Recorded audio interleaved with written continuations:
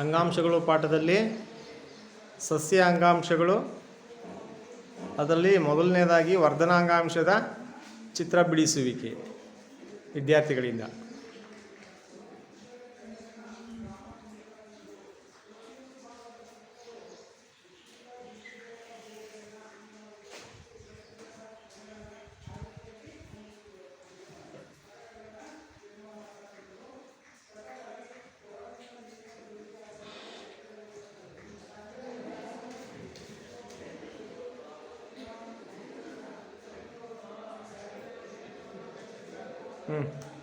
ಸಾಕು, ಚಿತ್ರ ಬಿಡಿಸು.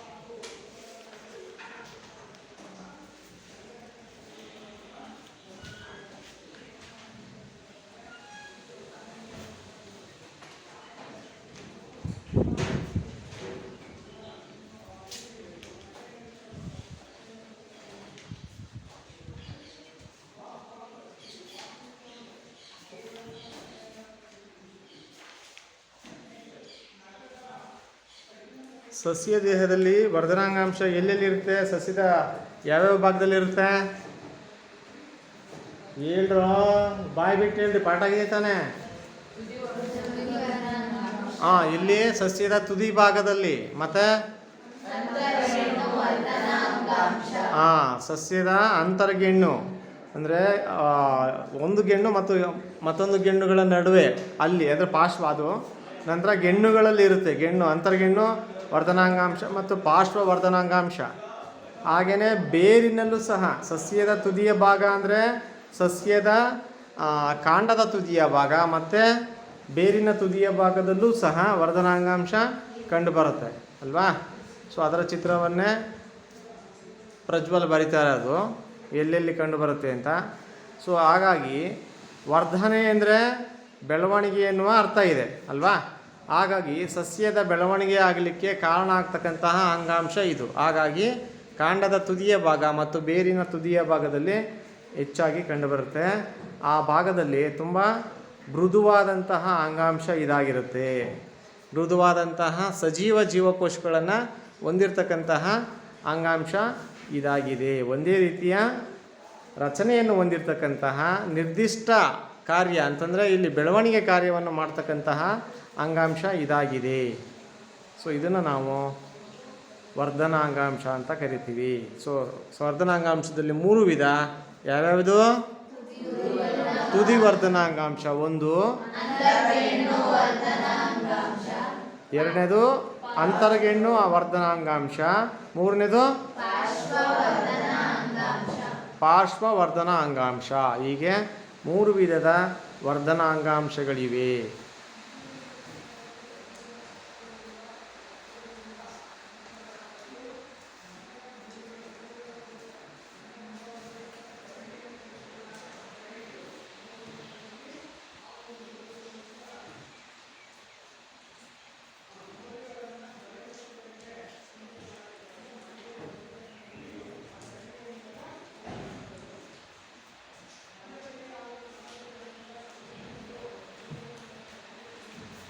ಪಾರ್ಶ್ವ ವರ್ಧನಾಂಗಾಂಶ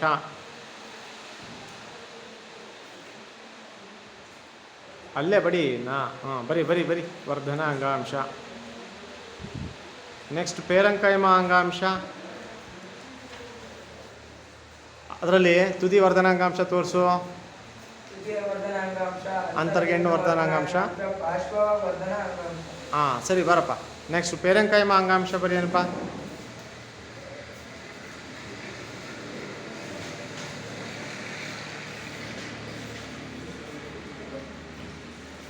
ಸರಿಗಿರ್ಬೋದು.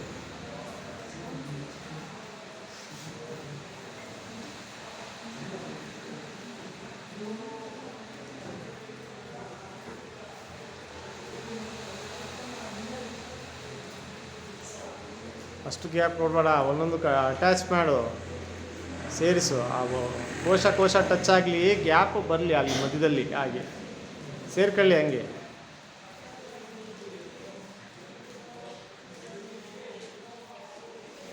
ಬೋಂಡ ಸುತ್ತದಂಗೆ ಸುತ್ತಿದೆಯಲ್ಲೋ ಅಲ್ಲೋ, ಒಂದಕ್ಕೊಂದಕ್ಕೆ ಜಾಯಿನ್ ಮಾಡೋಕೆ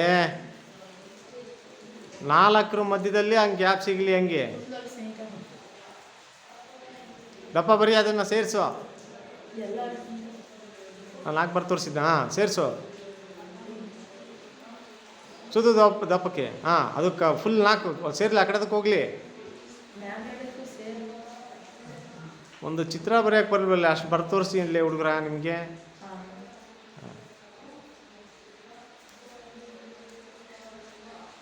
ಮೇಲೆ ಕವರ್ ಮಾಡು.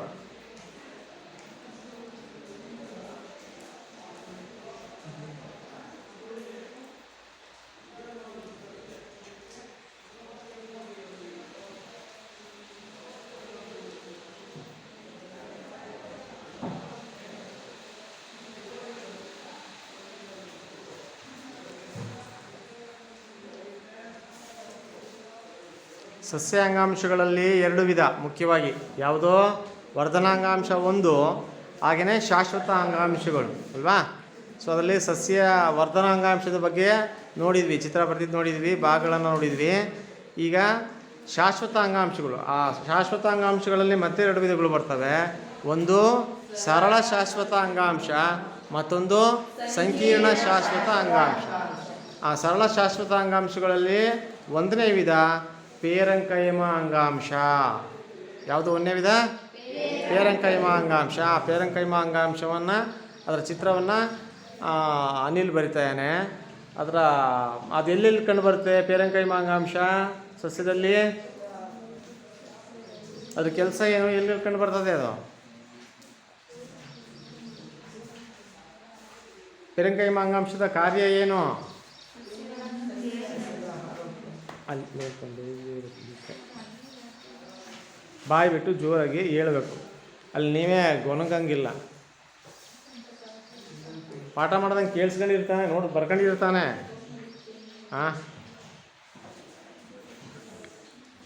ಏನು ಹೇಳಿ ಬೇಗ?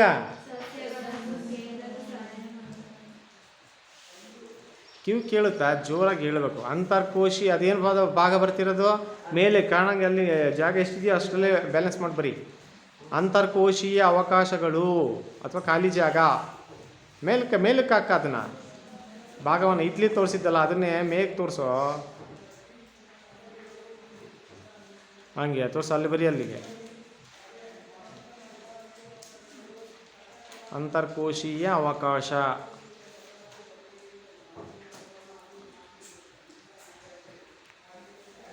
ಅದ ಯಾವ ಅಂಗಾಂಶ ಬರ್ದ್ವಿ ಅಂತ ಬರೆಯೋದು, ಪೇರಂಕೈಮ ಅಂಗಾಂಶ.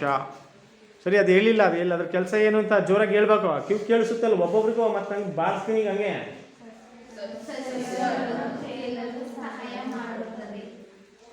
ಜೋರಾಗಿ ಹೇಳಿ.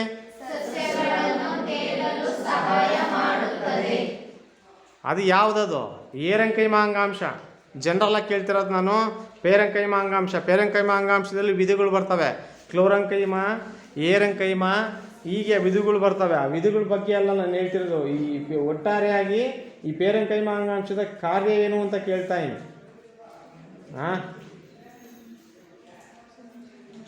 ನಿಮಗೆ ಪಾಠ ಮಾಡುವಾಗ ಹೇಳಿದ್ದೆ ತಾನೆ?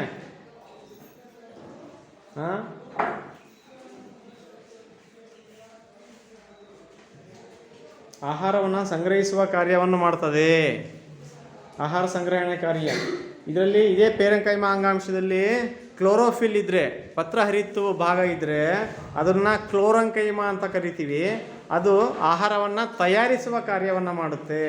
ಹಾಗೆಯೇ ಆ ಖಾಲಿ ಅವಕಾಶಗಳಿದ್ದರೆ ಅಲ್ಲಿ ಗಾಳಿ ತುಂಬಿಕೊಂಡಿರುತ್ತೆ, ಅದನ್ನು ನಾವು ಏರಂಕೈಮ ಅಂಗಾಂಶ ಅಂತ ಕರಿತೀವಿ. ಅದು ಸಾಮಾನ್ಯವಾಗಿ ಸಸ್ಯಗಳಲ್ಲಿ ಕಂಡುಬರ್ತದೆ, ಅಂದರೆ ಜಲಸಸ್ಯಗಳಲ್ಲಿ ಕಂಡುಬರುತ್ತೆ. ಅದು ತೇಲಲಿಕ್ಕೆ ಸಹಾಯ ಮಾಡುತ್ತೆ.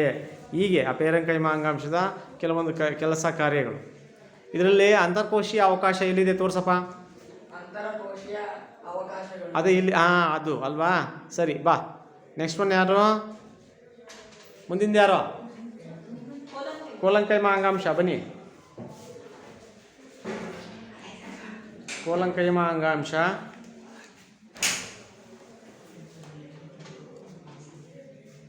ಸರಳ ಶಾಶ್ವತ ಅಂಗಾಂಶಗಳಲ್ಲಿ ಎರಡನೇದಾಗಿ ಕೂಲಂಕಷಮ ಅಂಗಾಂಶ.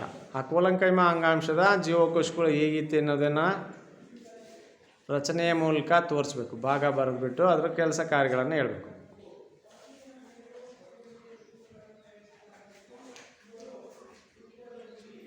ಎಲ್ಲಿದೆ ನೋಡ್ಕೊ ಕೂಲಂಕಷಮ ಅಂಗಾಂಶ.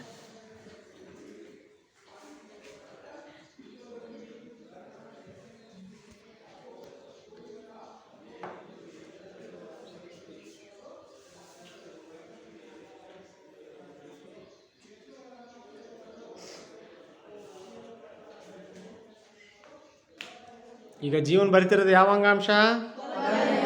ಕೂಲಂಕಷಮ ಅಂಗಾಂಶ. ಈ ಕೂಲಂಕಷಮ ಅಂಗಾಂಶ ಒಂದು ಆಧಾರ ಅಂಗಾಂಶ ಆಗಿದೆ. ಅಂದರೆ ಸಸ್ಯ ದೇಹಕ್ಕೆ ಆಧಾರವನ್ನು ಕೊಡುವ ಅಂಗಾಂಶ. ಅದು ಮುಖ್ಯವಾದಂಥ ಕಾರ್ಯ, ಅದು ಅದ್ರ ಕೆಲಸ ಅದು ಅಲ್ವಾ. ಹಾಗಾಗಿ ಅದು ಅದರ ಕೋಶ ಭಿತ್ತಿ ಆ ಮೂಲೆಗಳಲ್ಲಿ, ಕೋಶದ ಮೂಲೆಗಳಲ್ಲಿ ದಪ್ಪನಾಗಿರ್ತದೆ.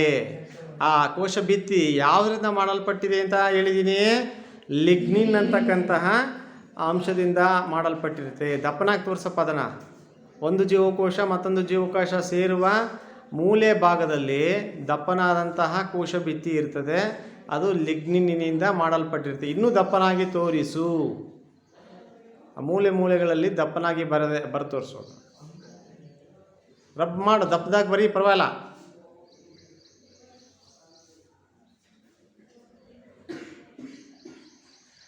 ನೀನು ತೆಳಗಿದೆಯಲ್ಲೇ, ಇನ್ನೂ ದಪ್ಪನ ಬರೀಬೇಕು. ವೇಣು ಇದನ್ನಲ್ಲ ಹಂಗೆ ಆ ಮೂಲೆಗಳಲ್ಲಿ ಇನ್ನೂ ದಪ್ಪನಾಗಿ ಬರೀ ತೋರಿಸು. ಇನ್ನೂ ದಪ್ಪನ ಬರೀ ಪರವಾಗಿಲ್ಲ. ಈ ಕಡೆ ಮೂಲೆ ಆ ಕಡೆ ಮೂಲೆ ಮೂರು ಸೇರಿಸುವ ಜಾಗ ಇದೆಯಲ್ಲ, ಇನ್ನೂ ದಪ್ಪನಾಗಿ ಬರೀಯೋ.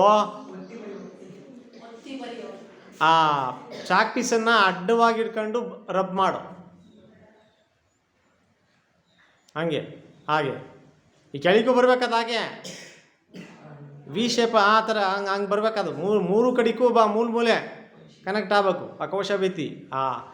ಒಂದು ಕೋಶ ಮತ್ತೊಂದು ಕೋಶ ಸೇರುವ ಜಾಗದಲ್ಲಿ ದಪ್ಪನಾದ ಕೋಶ ಭಿತ್ತಿ ಇರ್ತದೆ, ಲಿಗ್ನಿನ್ನಿಂದ ಆದದ್ದು. ಸೊ ಅದು ಸಸ್ಯ ದೇಹಕ್ಕೆ ಆಧಾರವನ್ನು ಕೊಡ್ತಕ್ಕಂಥ ಕಾರ್ಯವನ್ನು ಮಾಡುತ್ತೆ. ಸೊ ಒಳಗಡೆ ಆ ನ್ಯೂಕ್ಲಿಯಸ್ ಎಲ್ಲ ಬರೆದ್ಬಿಡು ಹಾಗೇನೆ.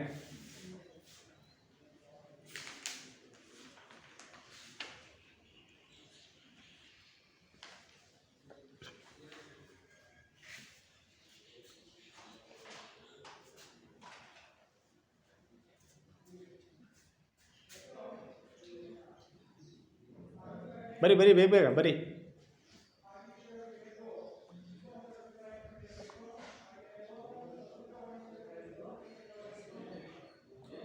ಚುಕ್ಕಿ ಇಡು ಹಂಗೆ ಒಳಗೆಲ್ಲ ಸ್ವಲ್ಪ ಸಾಕು. ಇನ್ನೊಂದು ಗಿಟ್ಟು ಪಟ್ಟಂತ ಬೇರೆ ಚುಕ್ಕಿ ಇಡು ಹಂಗೇನೆ. ಇಡು ಬೇಗ ಇಡು, ದಪ್ಪನ ಕಾಣಲಿ, ಚಿಂತೆ ಇಲ್ಲ.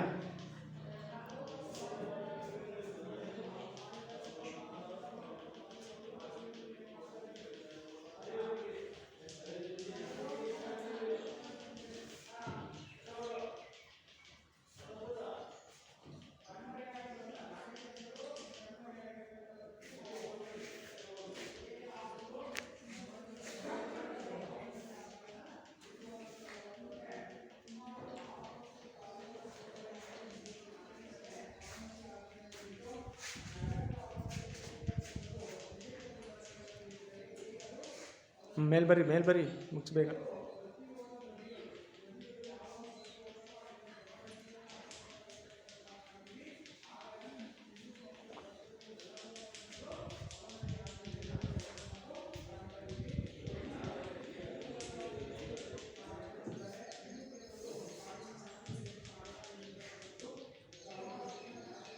ಅದು ಯಾವ ಅಂಗಾಂಶ? ಬರೀ ನೀನು ಬರೆದಿದ್ದು ಯಾವ ಅಂಗಾಂಶದ ಚಿತ್ರ? ಯಾವುದು? ಬರೀ ಕೂಲಂಕಷಮ ಅಂಗಾಂಶ.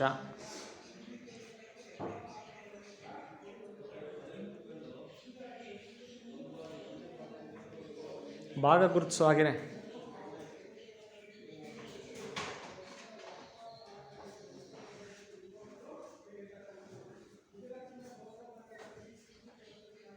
ಮಂದವಾದ ಕೋಶಭಿತ್ತಿ.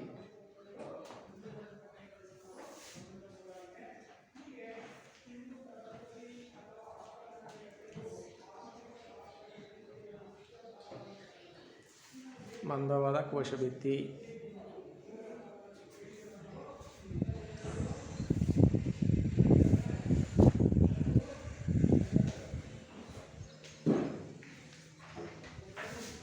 ನ್ಯೂಕ್ಲಿಯಸ್.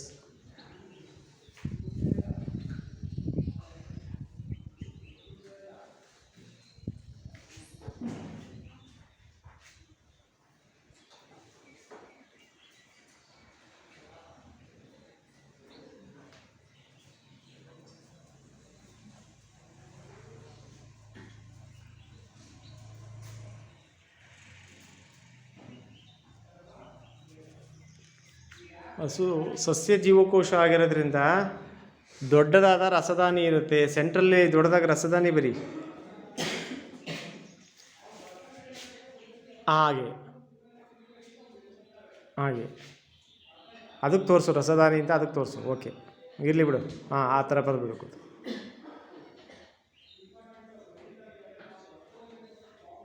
ಪ್ರಾಣಿಗಳಲ್ಲಿ, ಪ್ರಾಣಿ ಜೀವಕೋಶದಲ್ಲಾದರೆ ಸಣ್ಣ ಗಾತ್ರದ ರಸದಾನಿಗಳಿರ್ತವೆ. ಸಸ್ಯ ಜೀವಕೋಶದಲ್ಲಿ ದೊಡ್ಡ ಗಾತ್ರದ ರಸದಾನಿ ಇರ್ತದೆ. ಸೊ ಸಂಗ್ರಹ ಕಾರ್ಯವನ್ನು ಮಾಡ್ತದೆ, ಆಹಾರ ಸಂಗ್ರಹ ಕಾರ್ಯವನ್ನು ಮಾಡುತ್ತೆ. ಬರಪ್ಪ, ನೆಕ್ಸ್ಟ್ ಒನ್ ಯಾವುದು? ಸ್ಕ್ಲೀರೆಂಕೈಮ ಅಂಗಾಂಶ. ಮತ್ತೊಂದು ರೀತಿಯ ಸರಳ ಶಾಶ್ವತ ಅಂಗಾಂಶ ಸ್ಕ್ಲೀರೆಂಕೈಮ ಅಂಗಾಂಶ. ಈ ಸ್ಕ್ಲೀರೆಂಕೈಮ ಅಂಗಾಂಶವನ್ನು ಸಿಂಚನ ಬರಿತಾಳೆ.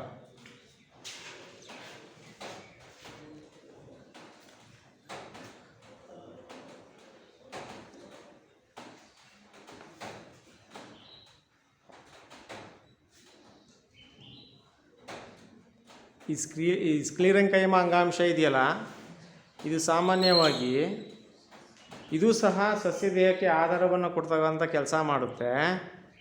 ದಪ್ಪನಾದ ಕೋಶಭಿತ್ತಿಯನ್ನು ಹೊಂದಿದೆ. ಸ್ಥಿತಿಸ್ಥಾಪಕತ್ವವನ್ನು ಹೊಂದಿರತಕ್ಕಂತಹ ಒಂದು ರೀತಿಯ ಅಂಗಾಂಶ ಇದು. ಸಾಮಾನ್ಯವಾಗಿ ಈ ತೆಂಗಿನ ನಾರು ಎಲ್ಲ ಇರುತ್ತಲ್ಲ, ಆ ತೆಂಗಿನ ನಾರಿನಲ್ಲಿ, ಬಾಳೆ ನಾರಿನಲ್ಲಿ ಇರಬಹುದಾದಂತಹ ಅಂಗಾಂಶ ಅಂದರೆ ಸ್ಕ್ಲೀರೆಂಕೈಮ ಅಂಗಾಂಶ. ಇದು ಪ್ರಾರಂಭದಲ್ಲಿ ಜೀವಂತ ಜೀವಕೋಶಗಳನ್ನು ಹೊಂದಿರ್ತದೆ. ನಂತರದಲ್ಲಿ ಅದು ಸತ್ತ ಜೀವಕೋಶಗಳಾಗಿ ಮಾರ್ಪಾಡಾಗುತ್ತೆ.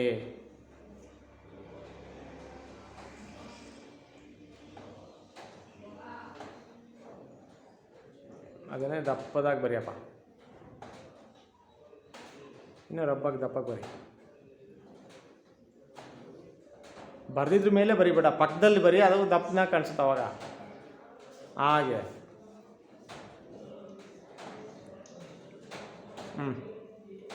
ಈಗ ನೀನು ಬರ್ತಿರೋದು ಯಾವ ಅಂಗಾಂಶ? ಸ್ಕ್ಲೀರೆಂಕೈಮ. ಬರೀ ಅದು.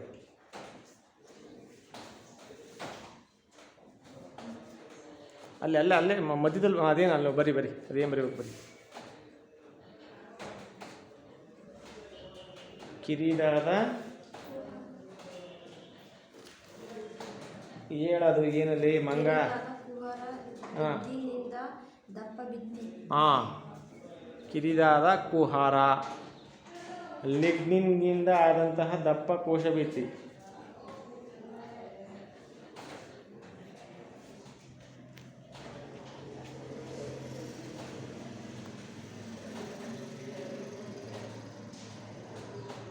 ಲಿಗ್ನಿನ್ನಿಂದಾದ ದಪ್ಪ ಕೋಶಭಿತ್ತಿ.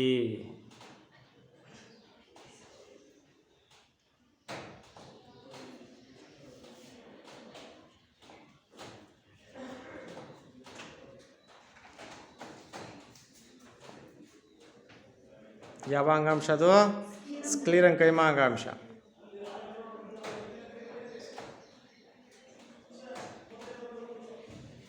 ಒಂದೊಂದಾಗಿ ತೋರಿಸಿ. ಈಗ ವರ್ಧನಾಂಗಾಂಶ ಯಾವುದು? ತೋರಿಸು.